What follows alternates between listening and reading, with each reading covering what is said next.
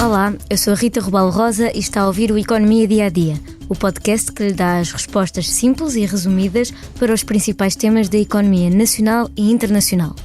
Todos os sábados lançamos um episódio que explora o tema económico em destaque durante a semana. Por esse motivo, esta semana falamos do tema que tem aquecido o termómetro, a polémica entre Frederico Pinheiro e João Galamba. Frederico Pinheiro é o ex-adjunto de Galamba, o nosso Ministro das Infraestruturas, que tem em sua posse a pasta da TAP. Tudo começou no final de abril, quando Frederico Pinheiro foi acusado de omitir a existência das notas da reunião entre a CEO da TAP e o grupo parlamentar do Partido Socialista. E acaba exonerado, por falta de lealdade.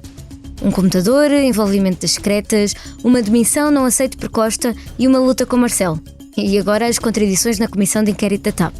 Connosco, para nos falar um pouco sobre o tema, está a Anabela Campos, jornalista do Expresso que acompanha a TAP há muitos anos.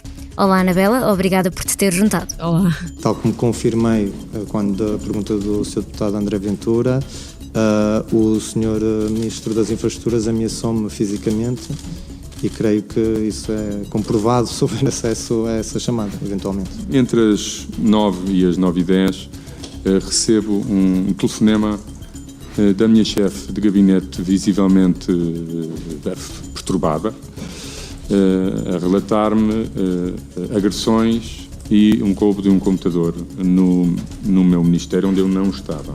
Nesta reunião indico explicitamente ao Sr. Ministro e restantes presentes ter tomado notas da reunião de 17 de janeiro, que registrei no meu computador. Em momento algum me foram solicitadas as notas pelo Sr. Ministro ou pela Sra. Chefe de Gabinete. Nessa reunião foram pedidos várias vezes todas as notas e todos os elementos.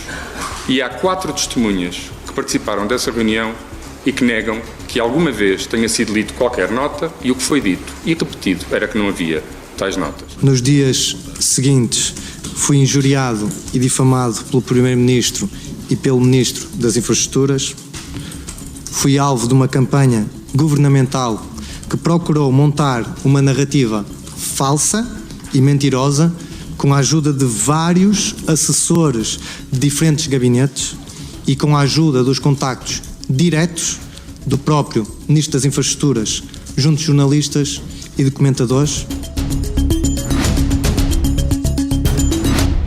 A polémica já vai longa, mas afinal, diz-nos, Anabela, o que é que está aqui em causa?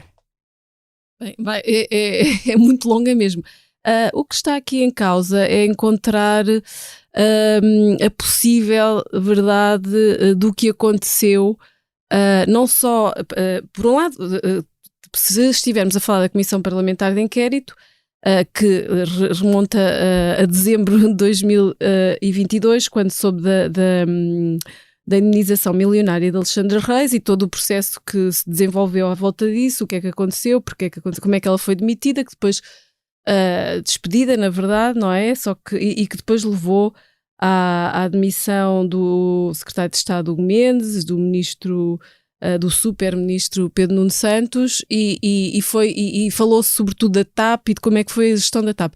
Entretanto, as coisas evoluíram de tal maneira que neste momento, sobretudo o que se está a discutir é um caso político e se houve ou não mentiras neste processo todo e o que é que aconteceu para que tenha havido a preparação de uma presidente de uma empresa pública para uma audição parlamentar onde estaria a ser discutido o caso de Alexandra Reis. E isto é muito sensível porque põe a nu as fragilidades do regular funcionamento do Parlamento e da Assembleia da República, e a coisa foi cavalgando tanto que agora já estamos a falar de uma possível queda de um ministro e até de um governo.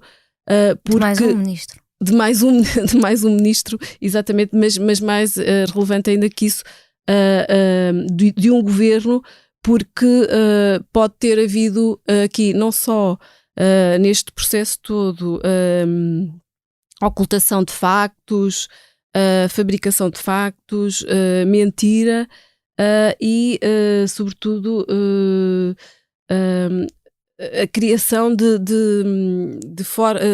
isto é complexo de explicar, mas a criação de formas de encenação de atos que devem ser devem ter muita verdade. E isto, o que eu estou a tentar dizer, e que não é fácil, daquela reunião secreta que acontece a 17 de janeiro, na véspera da presidente da TAP ir ao Parlamento, em que aparentemente são combinadas perguntas e respostas, e isto é falsear e descredibilizar um órgão nobre da democracia, não é? Portanto, é todo um conjunto de questões complexas que estão em causa e que é difícil explicar assim em poucos minutos, mas mais do que a gestão da TAP, que também teve imensos problemas e é muito significativo discutir, porque estamos a investir 3,2 mil milhões de euros numa empresa, num país que as pessoas estão com dificuldades em pagar as suas contas e, portanto, e que cresce de forma muito débil. É bastante relevante falarmos dele e perceber que algo está a funcionar mal nas instituições e na forma como elas são geridas. Claro. Referiste a reunião secreta. É sobre essa reunião que são as notas de Frederico Pinheiro, as famosas notas que causaram esta polémica toda? Sim, são as notas de uma reunião que houve a 16 de janeiro, onde esteve a presidente da TAP e o ministro João Galamba e Frederico Pinheiro, uma reunião onde João Galamba pergunta à CEO da TAP, a Christine Hormier-Weidner, que entretanto já foi despedida, como sabe, não é? Pergunta se ela está disponível para ir, ou se ela quer, e só vai se quiser, se ela quer ir a uma reunião que vai haver no dia seguinte da Comissão Parlamentar do PS, onde se vai debater o assunto de Alexandre Reis e preparar a audição do dia 18 de janeiro, que vai acontecer no Parlamento.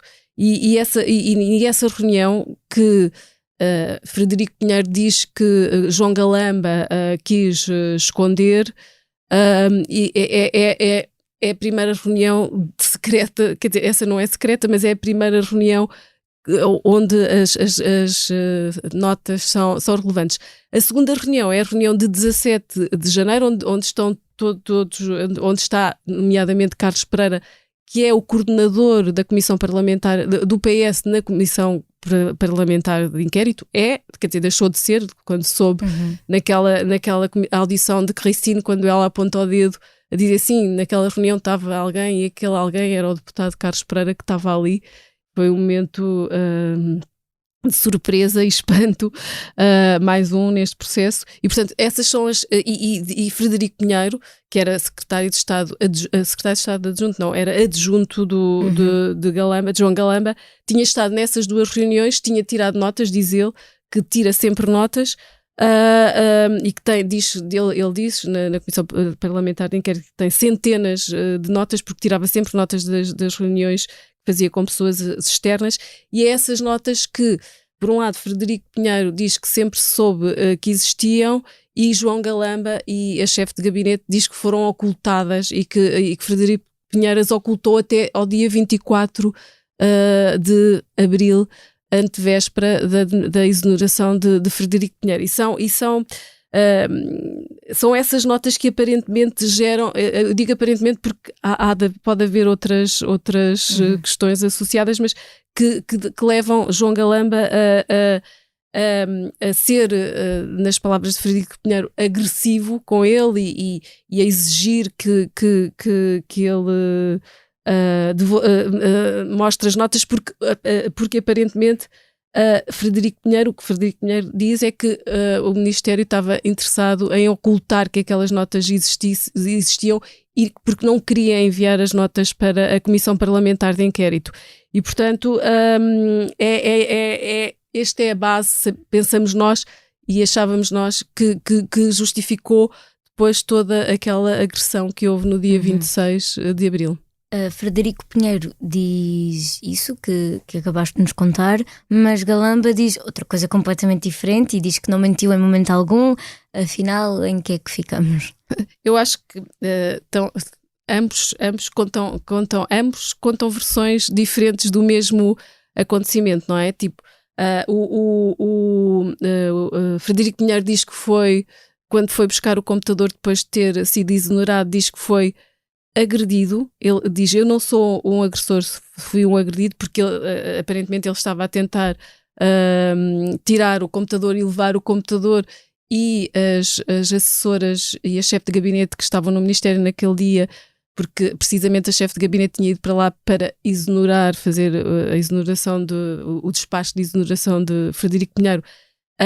Não queriam deixar que ele levasse, alegando que havia informação confidencial e que aquilo era um equipamento do Estado e, portanto, ele não podia levar. Galamba e as assessoras e a chefe de gabinete contam uma história oposta a essa. Dizem primeiro, diz a chefe de gabinete e corrobora João Galamba, dizendo primeiro que ele tinha sido proibido de entrar no gabinete, não podia levar o computador, e que quem as agride é precisamente Frederico Pinheiro, e depois todos chamam a PSP. Depois há versões contraditórias também opostas sobre se Frederico Pinheiro atirou ou não com a bicicleta contra os vidros. Uns dizem que sim, outros dizem que não. Ou seja, o que sabemos é que houve violência, provavelmente da parte de todos, não sei, porque depois há imagens, supostamente haverá imagens que já foram pedidas e que nós vamos ouvir ou ver ou não, onde isso poderá ficar clarificado, mas portanto João Galamba também nega que tenha oferecido 2 socos a Frederico Pinheiro. Enfim, estamos a falar de um episódio muito lamentável de violência num gabinete ministerial, uma coisa que nunca foi vista ou pelo menos conhecida em democracia ou de outra forma, e que não é próprio de um Estado de Direito, de um país democrático europeu, claro. Supostamente do primeiro mundo, não é? Uma coisa de desnorte não e descontrolo, imaturidade. Não, é indizível, não é? Não, inesperado mesmo. Mas no fundo tudo isto é mais política do que outra coisa. Que consequências é que pode ter efetivamente para a TAP? Ou seja, claro que isto não é benéfico para a TAP, porque, enfim, embora já não estejamos propriamente a falar da TAP na Comissão Parlamentar de Inquérito nos últimos dias, estivemos a falar sobretudo de alta política que envolve o SIS, e esse também é um tema bastante sensível aqui, porque ainda não se percebeu bem quem é que chamou o SIS, ainda não se sabe, e o SIS que terá ameaçado Frederico Pinheiro e que diz que atua porque, ainda não sabemos de forma ilegal ou não, quase todos os juristas que dizem de forma ilegal, atua porque tem ordens de cima, quem dá as ordens de cima não se sabe. E vivemos agora, aliás, outra crise política neste momento em que estamos a gravar. Não sabemos ainda se o que é que vai dizer o Presidente da República e se vai exigir consequências do que foi descoberto na quinta-feira na Comissão Parlamentar de Inquérito, em que se percebe que afinal quem sugeriu a João Galamba para chamar o SIS foi António Mendonça, que é o secretário de Estado adjunto do Primeiro-Ministro, e soube-se também que afinal, ao contrário do que Galamba tinha dito em conferência de imprensa, acabou por falar com o Primeiro-Ministro à 1 ou 2 da manhã, ou seja, ele inicialmente diz que ligou ao Primeiro-Ministro, mas ele não atendeu, mas agora já diz que afinal falou com ele às 2 da manhã. Enfim, ainda não se percebeu quem é que chamou o SIS, mas a verdade é que aparentemente o SIS não devia estar envolvido aqui. Enfim, todos estes episódios, que são muito mais políticos, como estavas a dizer, provavelmente não vão afetar o dia-a-dia da TAP, porque as grandes questões do plano de operacionais da TAP, o plano de reestruturação, já há uma nova administração, aliás fomos nós que demos Luís Rodrigues, o novo presidente, já tem a comissão executiva que tinha exigido ter, e portanto em termos operacionais verdadeiramente não acho que haja consequências. O problema talvez aqui seja o que é que isto pode significar em termos da privatização da TAP, não é? Porque o governo, como está assim, nem sabemos se vai cair ou não, não é? Mas está um pouco desfocado, estará um pouco desfocado da privatização da TAP e talvez possa vir a tomar decisões menos boas para a companhia, eventualmente pressionado pelo tempo, ou porque a grande discussão agora que se coloca em relação à privatização da TAP é o que é que o governo vai valorizar? É o dinheiro que o potencial comprador vai dar ou é o futuro da TAP? Se for o dinheiro, imaginemos que a Ibéria, que é do grupo IAG, é quem quer pagar mais, porque também é quem pode ganhar mais com o eventual com a absorção e desaparecimento da TAP ou do hub de Lisboa, não é? Porque é isso que se teme que aconteça se comprar a Ibéria, ou se é uma parceria que pode levar a TAP para outros caminhos. Ou seja, essa é uma incógnita, e há outra ainda que eu acho que também, no fundo, conflui com o destino da TAP, que é o aeroporto de Lisboa. Está neste momento a ser estudado a nova localização, ainda a procissão vai no adro, há nove hipóteses em cima da mesa, mas a ideia, o objetivo era que até ao final do ano houvesse uma localização escolhida. Se o governo estiver fragilizado ou se cair, esse é um processo que pode... Fica em stand-by. E, portanto, e também é muito importante para a TAP e para a aviação em Portugal e para o turismo que haja uma definição disso, porque neste momento o aeroporto de Lisboa está esgotado, não consegue receber mais voos e, portanto, é um impedimento no avanço do país. Portanto, sim, operacionalmente acho que não tem impacto, as grandes decisões estão tomadas, mas depois há a macro questão, não é? Da privatização do aeroporto que, enfim, se houver aqui consequências pode ter implicações negativas para a TAP. Além destas questões de Frederico Pinheiro e Galamba, de todas as audições que já foram feitas desde março, não é? Ficámos a saber alguma novidade sobre a gestão da TAP, que efetivamente é o tema e é o que está a ser analisado na comissão, supostamente. Ficámos a saber muitas novidades, ou seja, algumas nós já tínhamos escrito abundantemente sobre algumas formas de gestão da anterior CEO, as questões que levaram ao conflito entre ela e Alexandra Reis, aparentemente aquelas questões da mudança de sede, da compra dos BMW, não é compra, mas da contratação dos BMWs, de como é que há alguns processos de contratação de amigos, da amiga que era a mulher do personal trainer. Ficámos a saber não só esses episódios, como ficámos a saber que, por exemplo, o chairman, que era Manuel Beja, não conseguia falar com os ministros. Ou seja, percebemos em detalhe, no início ficámos a perceber algumas idiosincrasias e... No fundo, perceberam que estava muita coisa errada nesta gestão? Sim, muitíssima coisa errada nesta gestão e desfilaram na Comissão Parlamentar de Inquérito todos aqueles episódios que ouvimos durante meses falar da TAP, desde das decisões como a mudança de sede.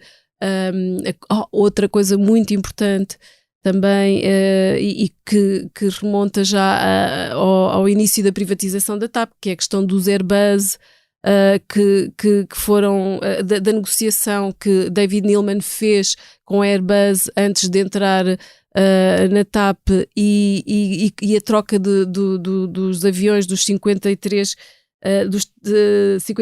aviões que foram comprados em vez dos A350, 12 A350, e que David Neeleman no fundo capitalizou a TAP na sua entrada com aquele dinheiro que a Airbus lhe deu por ele ter trocado a frota, que depois até se fala de ter sido a TAP ter sido comprada com o pelo do próprio cão. Esse episódio também saltou para cima da mesa. A impossibilidade